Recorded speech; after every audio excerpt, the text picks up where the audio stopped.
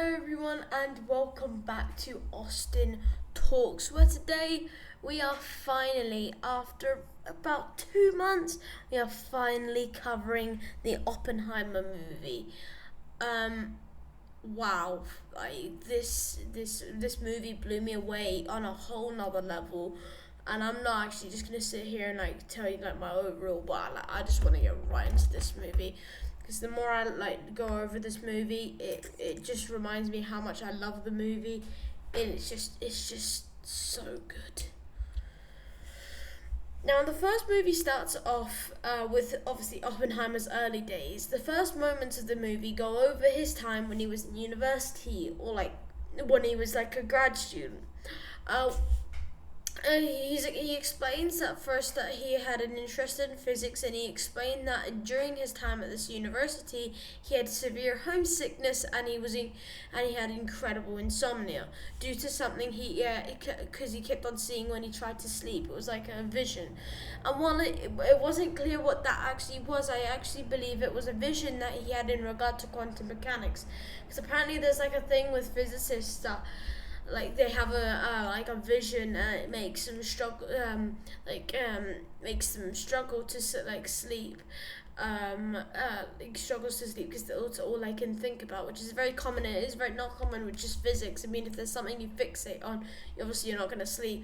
That was him in his early days, and his lack of sleep also did lead to his time in the office, but also led to this incident. Now the apple. Now I understand his frustration when he was not able to go to the Niels Bohr's lecture, and yes, I did think that this was a bit far in terms of intensity, but he did the right thing in the end. He did take away the apple, which is a good thing. I genuinely thought that Bohr was going to take a bite out of it, but so he didn't, and hurrah! I mean, if he did, he would have been dead. So yeah, but I hadn't. I do think that he did have something that benefited him. He did something that benefited him only by luck, not by the fact that he was not because of just. No, what I mean is okay. If he hadn't done that, he wouldn't have met now Niels Bohr personally, and he wouldn't have been able to be inspired to go to the work to have his work doing in Germany, and for his to get his PhD. It's really crazy to think about that. A lot of his problems and his future in physics was defined by the events of that apple. It's very weird to think about. Now, one thing I would like to cover is actually the importance of quantum mechanics. Now, as a person who does physics, more specifically the field of quantum mechanics, it is a field of study that makes you think about what is actually there and what actually isn't there. A fundamental theory in physics is that is seen as an essential component to Oppenheimer when he was understanding the immense energy that was released during nuclear fission, and another major component that was created to this powerful weapon. And as much as this is a subject that people think is a load of mumbo jumbo, I mean, it looks like that on a board, I won't lie, but it's actually more important than you think. That's why one reason I did like this movie is that all the physics references and quantum mechanics, favorite thing of all time.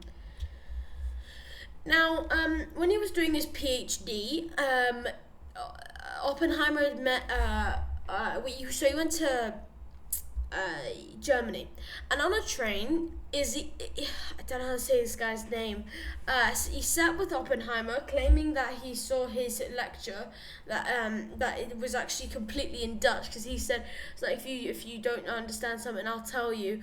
As it was in he thought it was going to be in English, but it was actually fully in Dutch, making him look like a stupid guy.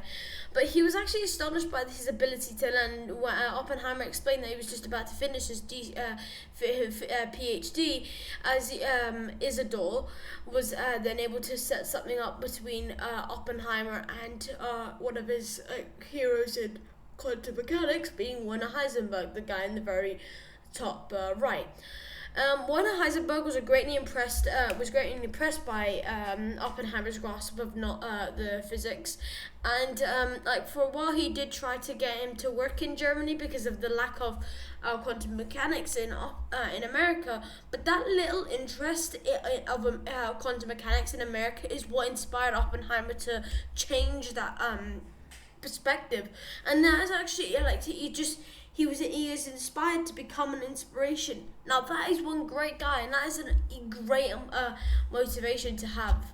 Another reason I like the Logan guy. Yeah, this movie does have a really big constant movie timeline change. I like how this movie moves between timelines from before the events of the Trinity test and then after. This also gives us a perspective of the past and future, making us wonder what is actually going on and what in the present. Now, I know that may sound a bit confusing, but what I mean by that is that we are told something in the context of the future, or say, oh, this happened, but then we are given the pure context from the past. So say, yes, this happened, and then we get a flashback to the past and show how it happened. So it's a what and a how. But then we are given a pure context of the past, and that is one component I actually really thought was well done. But I also like the anonymous message delivered by Einstein, because that was obviously a constant thing we knew about throughout the whole movie. And it was only until the very end we learned it had nothing to do with straws and how much he was annoyed with him, although it should have been, but rather annoyed with Oppenheimer's mindset. So I think that was actually kind of a cool that was a really cool scene as well, and I'll get onto that in a little bit. But as I say, I like the change in timelines, which is one thing I really do like. Oppenheimer. So after having that interaction with Werner Heisenberg, he went to America. He got a job at Berkeley University, where he became a lecturer. He taught the field of quantum physics, and he had profound teaching skills and that expanded knowledge of the quantum physics alone in America. It was at this point that he started getting political with his views on the communist parties. There was this point he got more political, and as much as this was something that was frowned upon in the university, you can't change someone's views, he went along with it anyway. His political skills also did really help with the end with his views, because after the events of the atomic bomb, he also went back. Did a lot of politics work. But this shows how one-sided Oppenheimer is in some ways, and I admire the man. And as much as it looked like he was trying to change their views, he wasn't. He was just saying this is what's happening right now. You can do something or not. He gave them the option. He just acknowledged something that was happening. It's like acknowledging. The sun is bright today. You can't. It's not like you're saying, oh, make the sun cold. It needs to be cold. You're not allowed it. It's just it's a completely different principle. So that's why one reason I like the man, and he never said that he wasn't gonna change it, and he never did. Now that I don't know what the word is, but that's brave. That's the word. That's the one. My favorite part. Now, Oppenheimer, as much as he was a great physicist, he also had a very, very hard. Oh my God, his love triangle hurts my brain. Now, this man's love life genuinely confused me. It gave me a headache. So this was a thing that was never really seen throughout the whole movie. I mean, it was only seen for probably for a very little time, but this gave me a headache alone. Now, he was once with someone who he really liked, and she said stop with the affection, and so he moved on from her. Then he kept in touch with her, and then he met Kitty, got her, and then got her pregnant, and then gently he broke the news to Jean, who he previously liked, but she was like, nah. So fine so far, right? We're all on track.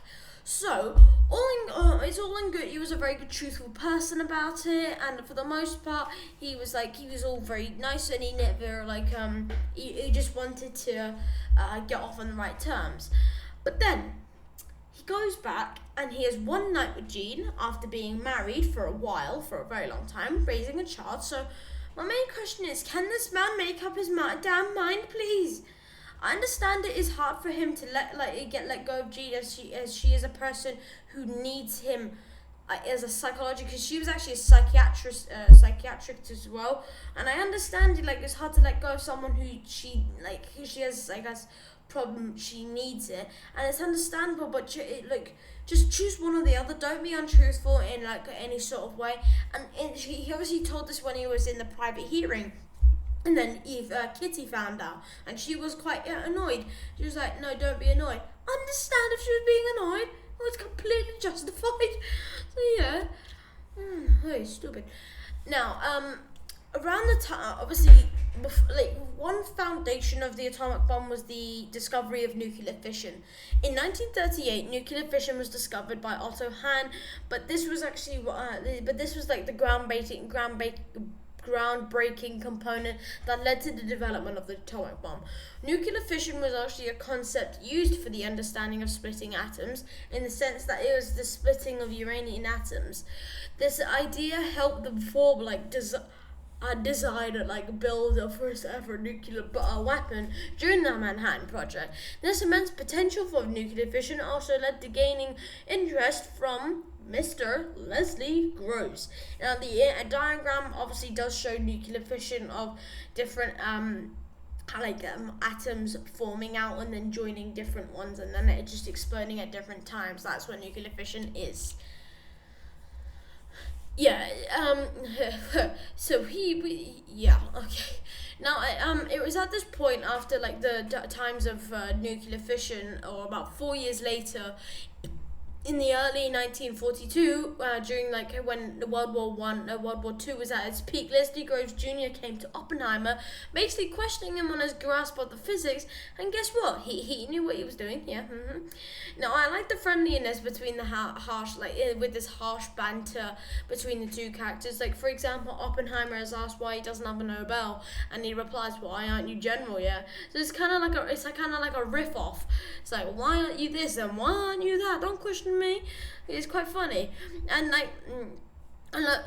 Leslie Grove does come off as a really hard-hitting person, but unlike most military people, he actually has feelings and heart. I mean, obviously in the military you're supposed to have you're supposed to be firm, strong, and all that.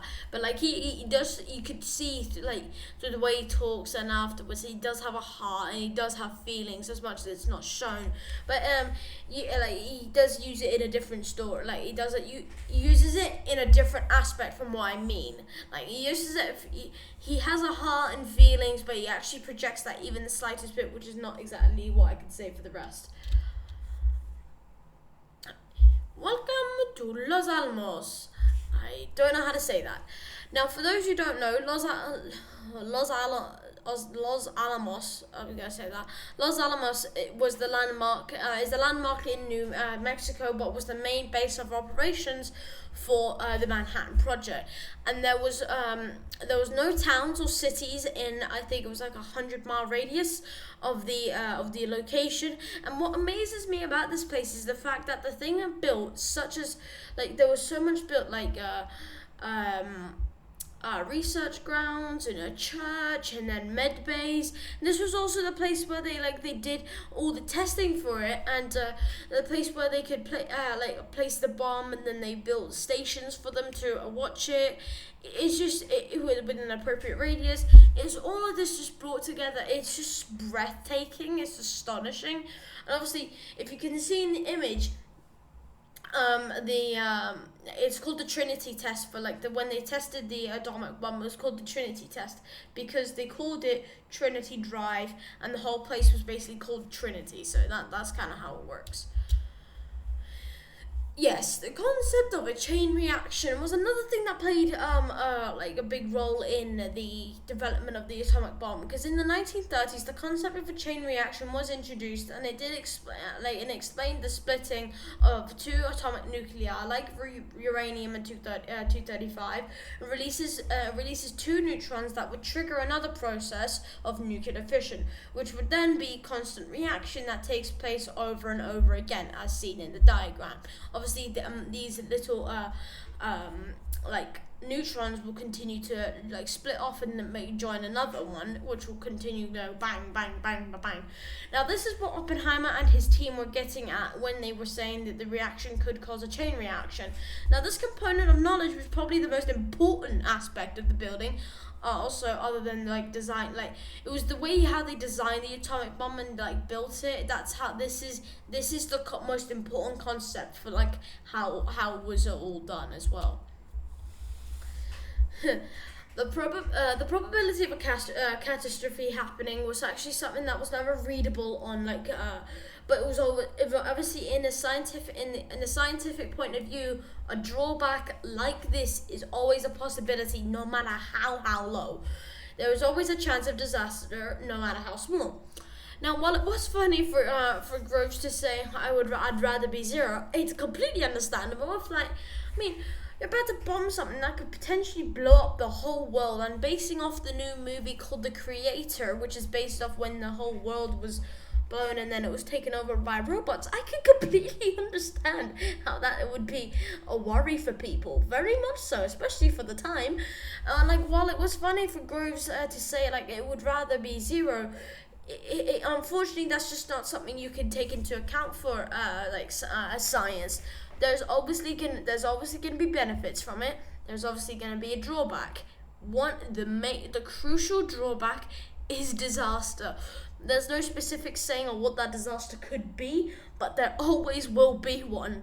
There is always a chance that there will be one. So there's a bit of science for you.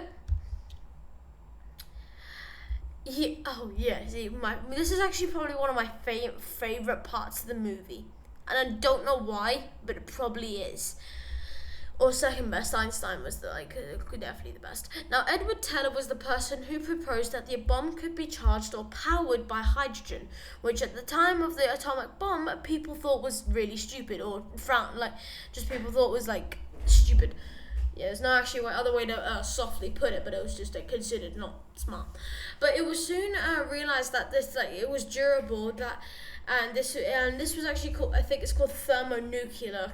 Do correct me if I'm wrong, but this is an annoyance that this annoyance of or mockery for Edward to Taylor he was like, no, I'm just gonna leave the project. But due to his links with the project, he wasn't allowed to leave because of because he knew about what was going on. Now it was legally. Oppenheimer, he had to stay within his jurisdiction. So Oppenheimer said, right, he can leave the project, but he had to continue. But he was able to continue with his own field of work in Los Alamos, and he could have asked to help Oppenheimer for help. And I think this was a nice action for Oppenheimer because he still kept in with his own sworn rules, but he also knew Edward Teller was he was frustrated because a lot of Edward Teller's, as much as they were really smart ideas, a lot of people, not Oppenheimer, other people in that office didn't thought he was just off his nuts. So, and Oppenheimer knew what he had something, but he was obviously too focused at the time, too focused with something. So he was like, right, I'm just leaving. But he did the nice thing. He did the nice thing at the end of the day. So that's another thing I really admire Oppenheimer. He still allowed him to work, but not just not on the project, which is what he requested. Now, as I said, the Trinity test, for those who don't know, the test is to see if the atomic bomb was called the Trinity test, as I've already explained. Now, this scene had so much built up, and the music did really help with that throughout the whole movie, and the silence. The whole movie, probably for 2 hours worth, the story built up to this very scene, and as much as it only lasted 2 seconds, it was so good. Now the explosion was also so realistic in terms of production and the jump scare. I kept on putting my I watched Top Gun Maverick. The first time I was watching it, my ears were going, so I was really scared about this would hurt my ears as well. So I was trying to keep on covering them, and then I was like, all right, then it's not coming. 2 seconds later, when I was like, ow, ow, ow. Just very sensitive ears, okay? And it was as much as it was painful, but it was actually really cool to see as well. Now, the best part of the whole, it was so funny as well, like everyone else like backed away when they heard like the aftershock. He was still looking out the window. Thought it was, it didn't bother him one bit. Now the best part of the whole movie was this, was this, I wouldn't say the best part, but it was like one of the best like things that happened. And it was this, but the worst thing to think about was like the fact that this took years to develop. This was in so many years of development, and then it was just done like that. They exploded. It's like, well, we've been trying to build this for like what, 2 years now, and then that took about 5 years. So obviously then you're going to take a while to build a second one, which was obviously leading to this successful aftermath. Yes. Now, what I mean by this is the Trinity's test was successful, but the successful test led to an aftermath not known as Hiroshima. The atomic bomb was dropped in Japan, killing a number of people, and this was another aspect that they considered successful. But for people like Richard Feynman and Oppenheimer, it was understandable for them to feel that their life's work was used as a very, very powerful and very dangerous weapon. It obviously wouldn't I wouldn't like that either as well. It would be like if you did so much work and you're so proud of it, then it to be weaponized. It's just it makes you feel like icky. Yeah, it's understandable. Now Hiroshima wasn't the only one that the bomb they used, because 3 days later, after the impact of Hiroshima, Nagasaki was another event that took place, where there was a second nuclear bomb bombed in Nagasaki, Japan. There's a bit of history for you. So like when I don't mean that it was it's not a successful aftermath. Obviously I wouldn't want my life's work in physics or like something I'm so proud of to be weaponized. It's just it rubs you the wrong way. So that I completely understand it. Yeah. Oh yeah, we're getting to my favorite character. Insert sarcasm. Now, Louis Strauss throughout the movie, it is hinted that Louis Strauss was frustrated with Oppenheimer's remark when he was in a Congress meeting, but Oppenheimer didn't actually knew that he was there. Louis Strauss felt like he had public humiliation when he made a joke about the sciences.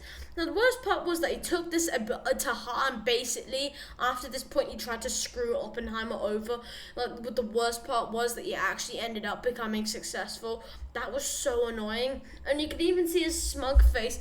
I must say, Robert Downey Jr. played this character so well. He's such a good actor. He can play a good villain. He can play a good hero. He played Iron Man for several years, but Louis Strauss was portrayed as a villain in this movie, and that's how he came off as. So I think that was a very that's why I like him as an actor. Yeah, okay, I'm about to name 3 people that I do not like. One of them being Kenneth Nicholas. Before this guy even started to tell you, before he even started to tell you, how is this worded? Before this guy even started to tell you, you could tell that he was not to be trusted. I mean, he was the same guy as Green Goblin, but no.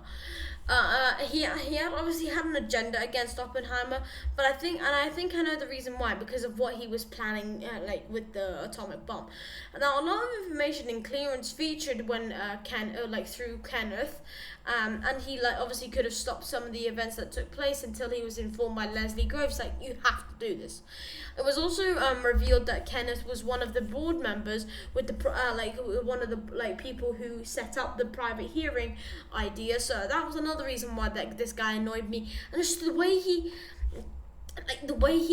tried to talk tried to talk down to Oppenheimer.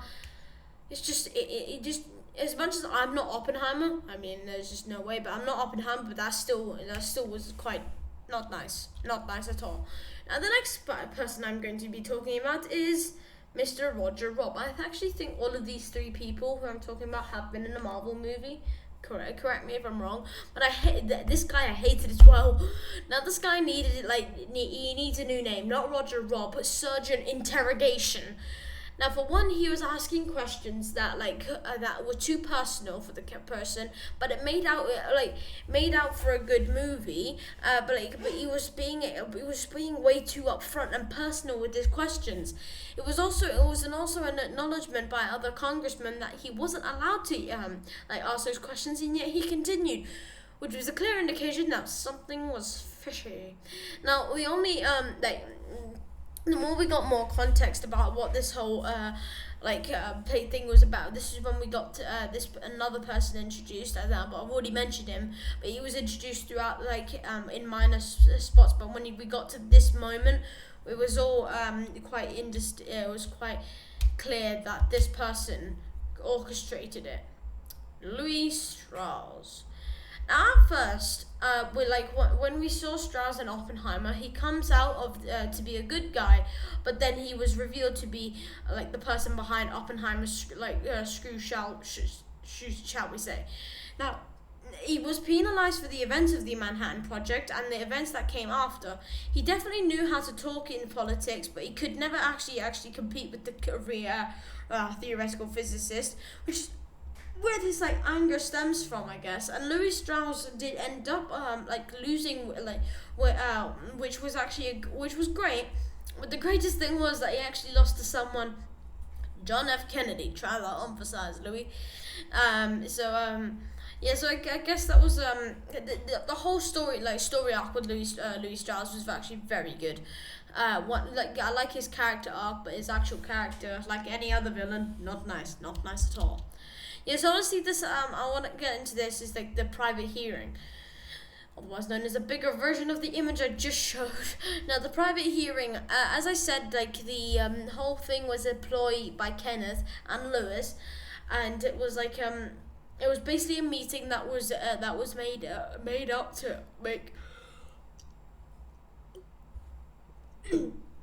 And a frog in my throat. There was to make Oppenheimer slip up in one of his with his actions. It was basically a lawsuit debate, in action, but where he would have been revealed, and this led to a strain on the marriage between Oppenheimer and Kitty. So it was actually a very understandable, because this is Roger Rob was actually got him, he was saying that this happened, which he was not allowed to ask, but he asked it anyway. And I never liked it when they were trying to penalize him for something, but the worst part was when they would when they were able to penalize him. An unfair fight. It was a very unfair fight, because when Oppenheimer would say, "No, I didn't do that. Are you sure about that?" He was basically saying, "Yes, you did do that. Just you need to tell us that you did, even though you didn't. You did." It's like hypnotism. Yes, in the total end, what happened to Oppenheimer? Now, he was forced to leave his line of work as a physicist, and was reported that he was no longer allowed to work in academics. The reputation of the man was tarnished, making it hard for him to work afterward. Well, after this, he was just diagnosed with cancer due to his severe smoking addiction. But during this time before his passing, he was granted awards by both John F. Kennedy and Lyndon B. Johnson, both after days. When he was given the medal by Lyndon B. Johnson, oh my God, he looked old. And I know this is I know it's an act in makeup. I also did read that he had a diet to go on, but there was no way there was any diet in the world to make him look that bad. He looked so. I know he had cancer, but that makeup, he looked so sick, and yeah. Now, the final scene of the movie was, as I said, with the Albert Einstein. Now, this scene was really uplifting, but it did make Oppenheimer out to be a very bad guy.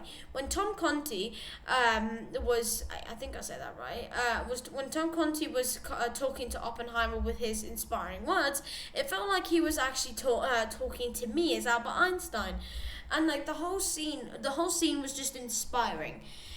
it was after the events of the Trinity test that the whole movie started to build up to like what happened the day Oppenheimer spoke with Einstein. And let me tell you something. It was a great build up for the whole of the 3 hours, and I will tell you, it was worth the wait.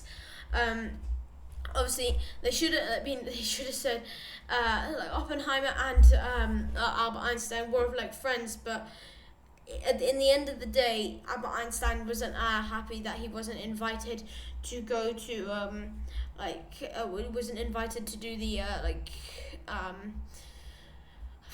what's it called, the Manhattan Project, but I wouldn't have wanted to be a part of the Manhattan Project. Like, especially if the aftermath didn't never happened, I would have loved to be a part of it. But like, yeah, just no.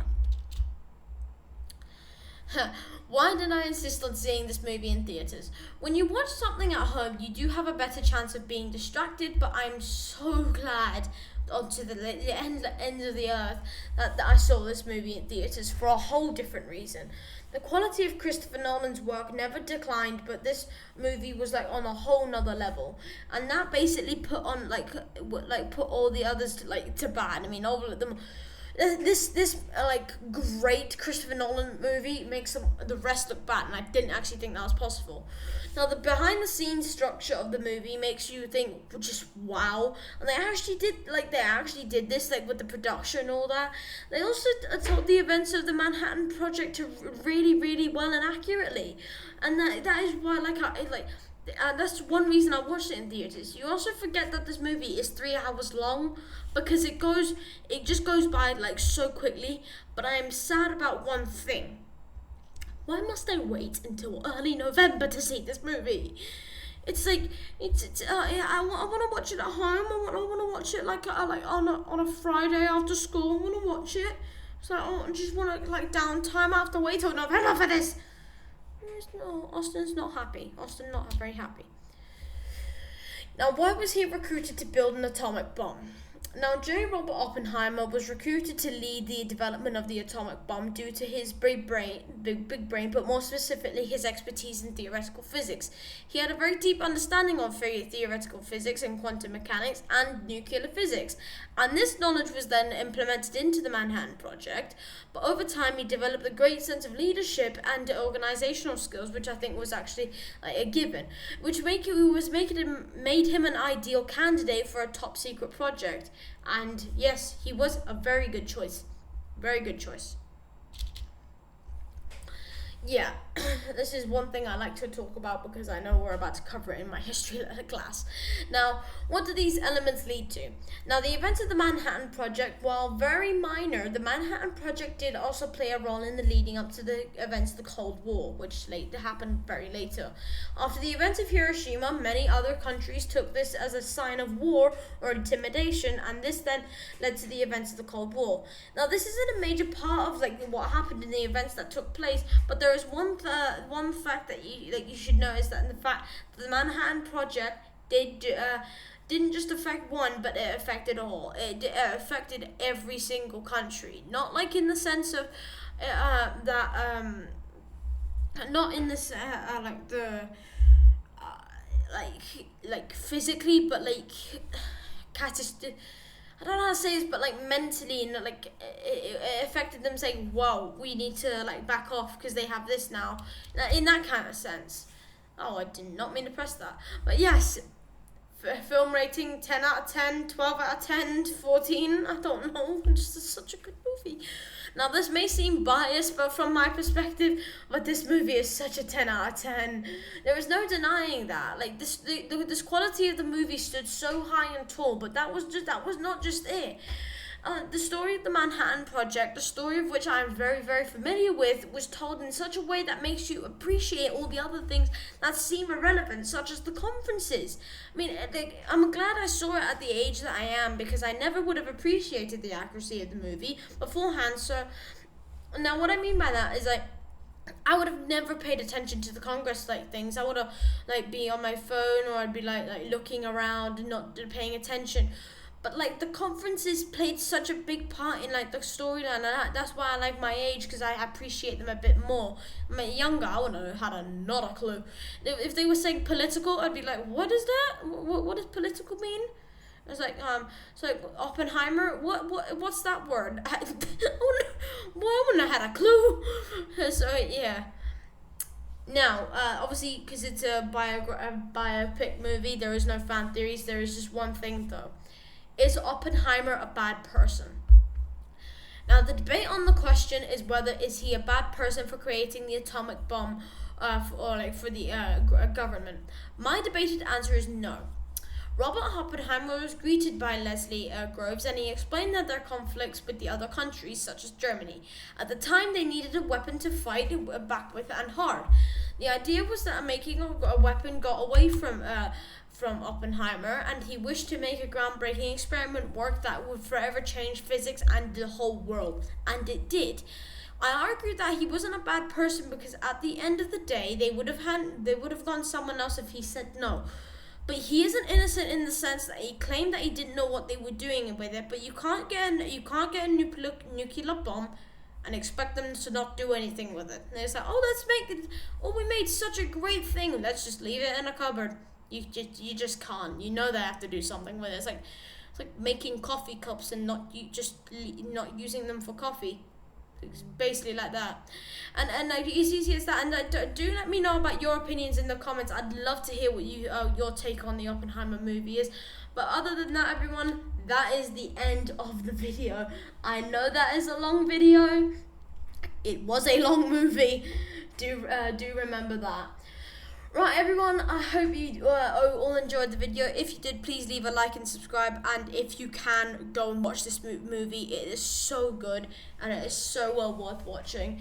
But other than that, everyone, I've not got much to say other than it's just such a good movie. I think I've said that probably off a million times now. But yeah, everyone, I do hope you all have a great day, and I'll see you all tomorrow with a Friends video. Will it be a Friends video? Yeah, well, okay. Yeah, I'll see you tomorrow, and all have a great day. Bye.